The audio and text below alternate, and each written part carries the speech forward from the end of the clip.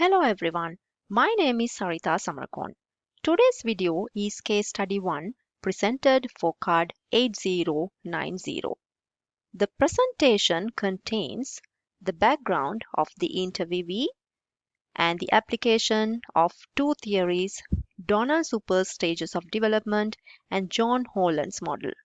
After applying the two theories, let's examine their strengths and flaws and identify an alternative approach to study the case. Background of the case study. For confidentiality and privacy, let's call our interviewee Neranjan. Neranjan, now 36 years old, was born into a middle-class farming family. Due to the pressure of the tough exams in Sri Lanka, Neranjan did well in his studies. His passion was to be a civil engineer, so he chose to do mathematics for his advanced level exam, a detrimental factor that decides the destiny of a middle class child whether he would gain admission to a reputed government funded university. Unfortunately, he did not score enough to gain the admission. Therefore, he chose a different stream to be an accountant, and one of his cousins, who worked as a commercial director for a construction project abroad, volunteered to provide finances for him to continue his studies in quantity surveying in a private university in Sri Lanka. Neranjan was impressed by the luxurious lifestyle his cousin spent abroad and was determined to be on par with him. He studied quantity surveying well and tried hard to improve his English. He started his career as an assistant quantity surveyor in a road construction project in Sri Lanka and kept looking for opportunities abroad. His cousin gave him a valuable opportunity in Doha, Qatar, which was a significant milestone in his life. He did not stop looking for better opportunities and dealt with two critical projects in the UAE in the same capacity.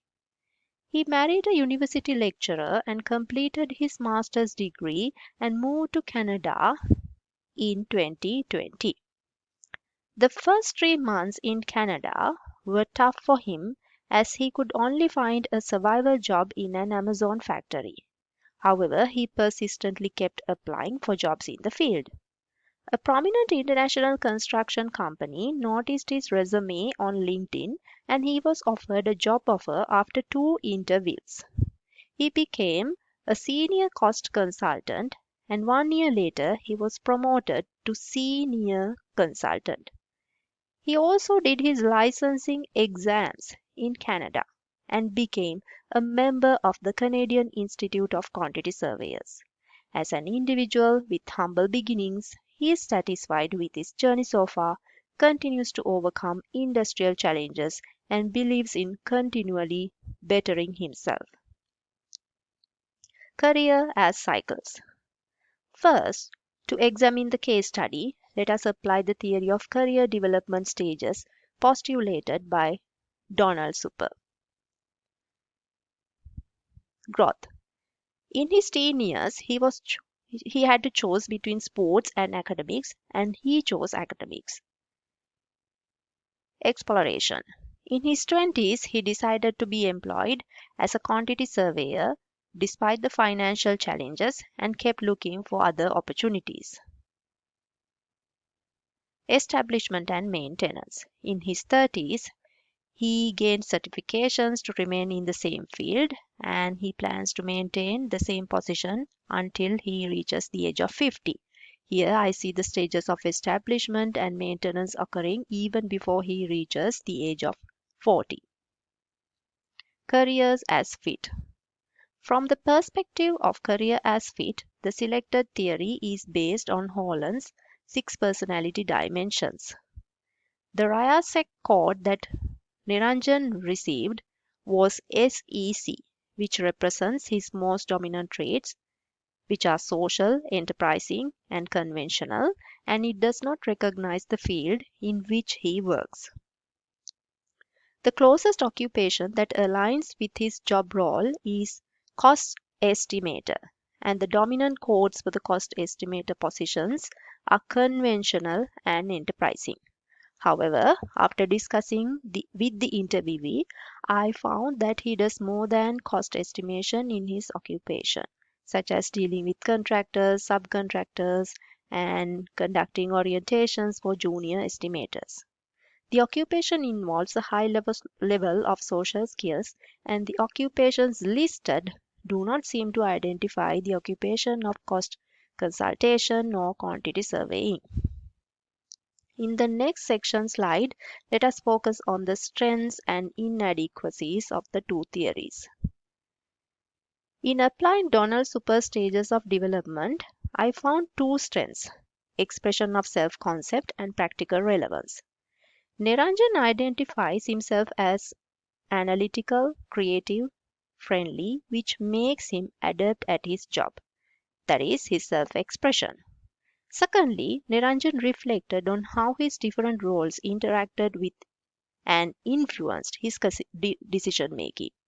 For instance, his first job abroad and his cousin's career further intensified his desire to explore more opportunities abroad to make better financial gains.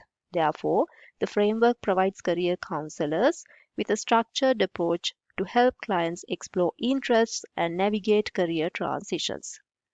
However, it does not consider the challenges and external factors that influence a career actor as they develop through the stages. The theory does not encapsulate the prediction of individual career outcomes or describe or prescribe specific interventions, such as when Neranjan had to gain certifications in his new country of residence to resolve the industrial challenges. Neglect in non-work related factors is another weakness. Neranjan had to improve his communication skills considerably in his second language. He also plans to maintain the career he established at the age of 30 till he reaches 50 without expecting any stressful promotions. He only wants to save money by working on different construction projects without receiving added responsibilities. Such intrinsic motivational factors are also not considered in the static nature of the stages Donald postulates.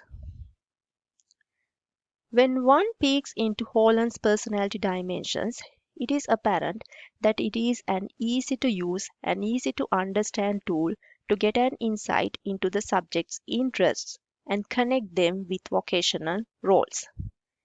When looking at the inadequacies, I found that it has limited emphasis on context. Having originated in American context, it does not capture the work environments in non-American context, which may be a primary reason for not recognizing the occupation of our interviewee. Secondly, the theory focuses mainly on people's vocational interest rather than personal goals like financial goals, career plans, changes that happen with migration, etc. Well, is there any other approach to apply? Yes, social cognitive career theory will be helpful. This unifying framework provides valuable insight into one's career through the two central variables of self efficacy beliefs and outcome expectations. Interests lead to goals, goals lead to actions, and actions lead to performance, self efficacy, and outcome expectations. For instance, Neranjan initially developed his interest in mathematics because he wanted to work as a cost engineer and he dedicatedly did a suitable program to be where he wanted to be.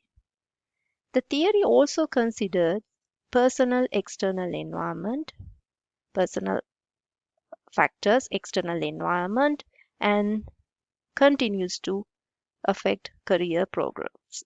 His confidence was also complemented by his observations about the job market abroad and the influence of his family members. Therefore, one's career cannot be strictly identified through a sequence of stages or vocational interest. Instead, career decisions result from the sum of personal interest, contextual factors, capabilities, and socio financial factors.